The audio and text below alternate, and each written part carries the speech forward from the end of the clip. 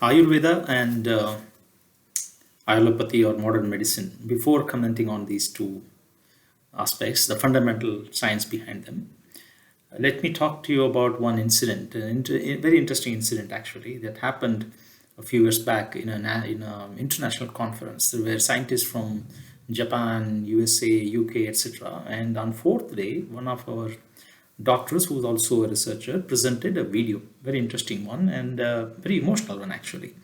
It was about a 20-year-old person who got his spinal cord damaged in a car accident. And the video showed how that person couldn't walk, and everybody in the family was devastated. People were crying, his mother was crying, sisters were crying, etc. It was pretty bad to watch actually. And then they showed how he was treated with a stem cell actually, some new type of treatment. After the treatment, he was able to walk. And again, there was a joy in everybody's face and all. It was a very nice video.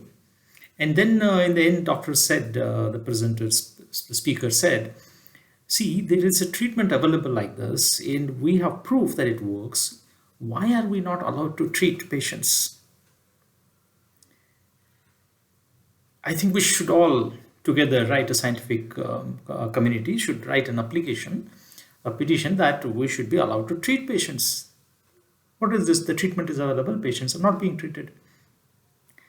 And I was astounded actually. And there were a lot of, there was a mixed reaction in the crowd. Some other scientists felt, yeah, why not? Some scientists felt this is not good. So let me explain this. I'll come back to this story.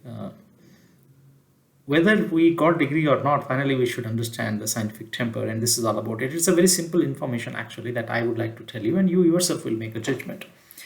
The modern medication, when you talk about, what is it? How does it work? Let's understand that. Suppose you have a medication. You think there is a treatment for COVID-19, and you have a powder or a liquid or some mantra, whatever, and you think people can be treated. You believe in it. So why not? Okay, let me market it. So there seems to be a procedure. Let's go and ask some officials. So what is the procedure? You ask, I want to market it. They say, no, you have to first complete clinical trial phase 3 before you get into the market. What is it? I did not know anything about it. Please tell me what to do. I will do it, you would say. And they explain a little bit, like maybe 2,000 patients of that disease you have to take. You have to give them a treatment, and you have to count how many people have been treated successfully, how many couldn't be successful, what type of side effects were there. Maybe some people got a little bit high fever for 2-3 days. Some people felt dizzy for half an hour or whatever. Whatever you observe on the outside. But you also have to get us clinical data. There is a lot of data. Okay, like a simple thing like liver test, for kidney test, etc., etc. There are pretty complex tests actually you have to do, and for all the 2,000 patients you have to produce that. Then you can decide the dose and things like that. But of course, you cannot directly go to clinical trial phase 3. You have to first do phase 2, which is a similar study but smaller number of some people, maybe 500,000. Okay, but then for that also, do I need permission? You would ask, and they will say yes. First, there is a clinical trial phase 1 where you have to take normal people, about 100 people. Why normal people? Because you want to make first, is there a major side effect you have to first observe.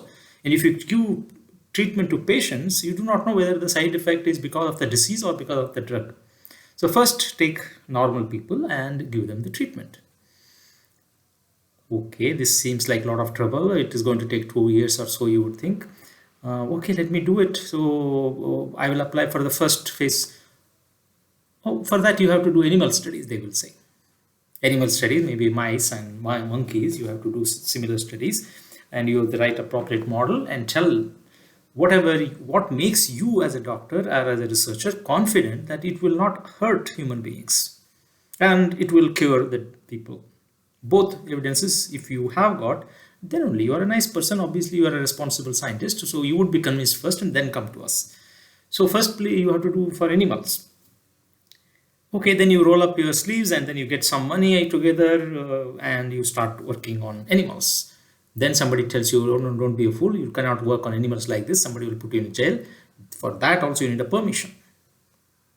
You cannot unreasonably torture or even simply treat the animals without proper reason. So you have to justify that. So first you have to get money for it, for doing that research, and then you have to justify, and then you will be allowed to do research. I can't just say that I'm a social service, I'm interested in helping people, that's why I want to do. No. Whatever your cause, money or social service and all, this is a system you have to follow. Okay, so how do I get to that stage now? How do I convince people that I need to do research on animals? It's worth studying. I will have to give some more data to them. So I will have to first convince myself that it is worth trying even in animals and then on human beings. So what do? I start going to cells and molecules and things like that. For example, if you're working on coronavirus, so the other day I was showing the video of coronavirus, so something like this. This is a very enhanced particle, right? It is not visible. Even the cells inside our body part, like I was showing, if I enlarge, zoom in nose, we don't see the cells. They're very, very microscopic. Those cells, when you zoom in a lot, and if I try to show a virus like this is still too big for a cell like of this size. But then there are proteins inside them, they interact. So proteins like this or other molecules you have to extract. First you have to extract, isolate cells, isolate viruses, and then the molecules are interesting. There is a lot of study to be done. All possible today. There are techniques available. But money is also required. For that, you have to compete with other researchers and get the grants, and then you perform such research. And if you are convincing it's worth going ahead, and if you can compete, then you go for animal research, etc. This entire process has 6 phases approximately, from molecular study to cellular study to animals, and then human trials. Long run process, about 3 to 6 years maybe usually, and about 60 to 80 crore rupees of money. So this is how the process is. This is the scientific current medical innovation or discovery process. What is the benefit? In the end, you will get records of how many people were treated and what was the type of groups within the patients, maybe those who had a different type of lifestyle, those who are traveling a lot, etc., those who drink a lot, those who smoke a lot, whatever type of groups you have got, within all of them, what are the type of responses. All this you would record, including the biochemical and molecular details. The records being available is very important. In fact, even after the treatment, when marketing is happening, that time also one has to collect that data as to how many people are still it is working and there is no side effect, or there is side effect to this extent. Whatever is the data, you have to keep it, record it. In Ayurveda, we don't have any such records. If there is no molecular study, there is no cellular study, there is no animal study, even in human beings, you don't have record per drug, per patient, what is the type of the details like this. We don't have that data. We also do not have certain penicillin like strong antibiotic or detailed surgical processes that, like, how do you put a stent inside the arteries of the heart, other type of procedures. A lot of complications. We don't have such details in Ayurveda. But it is not a simple belief system. It's not a tradition which is relying on simple beliefs of certain people because it's Indian, we are proud of it. It's not like that. It is an authentic science actually. In earlier days, when people actually put in effort to find out what type of disorders are there, they have meticulously observed things, thought about them very well, and they have collected information, and then they, after a lot of thought, they have written it down. Many people, I think, who have put in effort. Anyway, to cut the story short, it's something very good, and it works even now. Thousands of years it has worked. It has helped a lot of people. It's a very good traditional system which has a scientific base, or at least there is a clear documentation that this is how our body works, this is how this type of food should be taken, etc. Then now sometimes people can take Ayurvedic medicine and try to apply to new diseases, or take allopathic medicine only, apply to a new disease. All this type of research can happen. But in doing so, sometimes there are complications.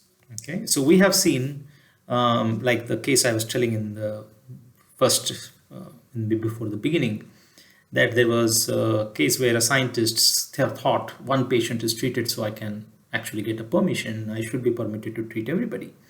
Or even for that matter, let's take another situation where a doctor comes and says, doctor or a scientist, somehow he treated 20 people who are going to a hospital in COVID-19 disease itself, corona disease, and he cured 20 out of 20.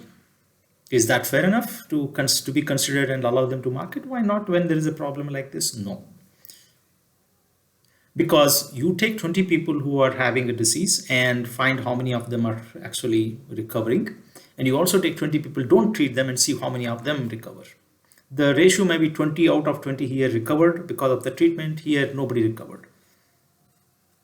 Or 12 or 13 of these patients got better, whereas here only one got better or 5 got better, whatever. There is a significant difference between them. It is worth pursuing further to the next stage of research.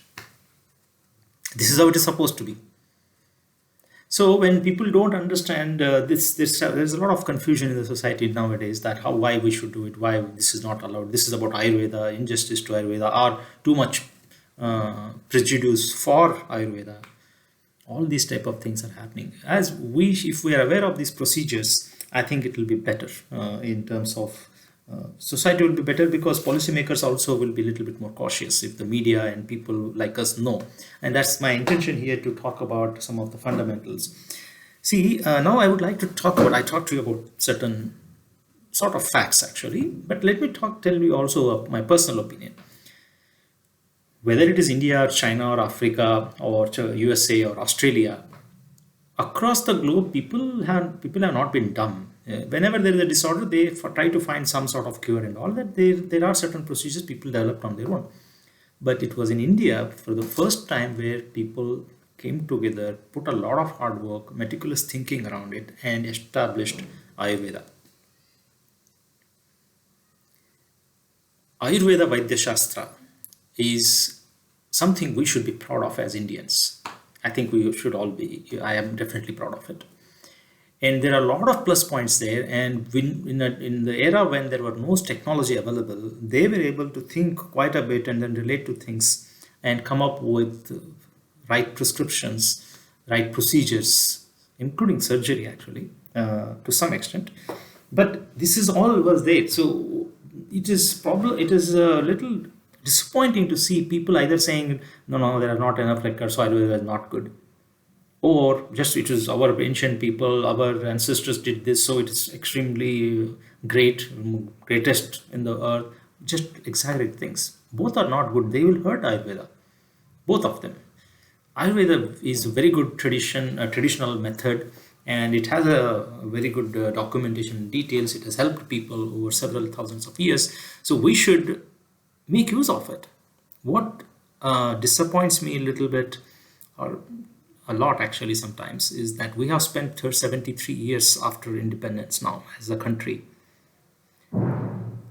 We still have not done justice to the great efforts of some of our ancestors who actually established this type of documentation in this Shastra. The simplest thing we could have done by now is to document whenever we treat what type of people are treated, what percentage effect is there, etc., like we do in modern medication. Now we know that modern medication demands that. We talk about Atmanirbharata. This is a nice opportunity for it actually. If we actually establish such details, not only our people will be helped, but even the world will look at us and then they will start buying our Ayurveda products. We can patent things, etc. That's a separate issue. But there is a need to do this type of research, I feel. It's a simple research to do. It's not very complicated. So for example, you have a diabetes. So there is a treatment with modern medication. There is also treatment with Ayurveda. This is the duration, this is the cost, and here this is the duration, this is the cost. And there is a record that so much percentage of people get affected. These are possible side effects. Everything is clearly documented. Let the doctors decide, let the patients decide what they want to do.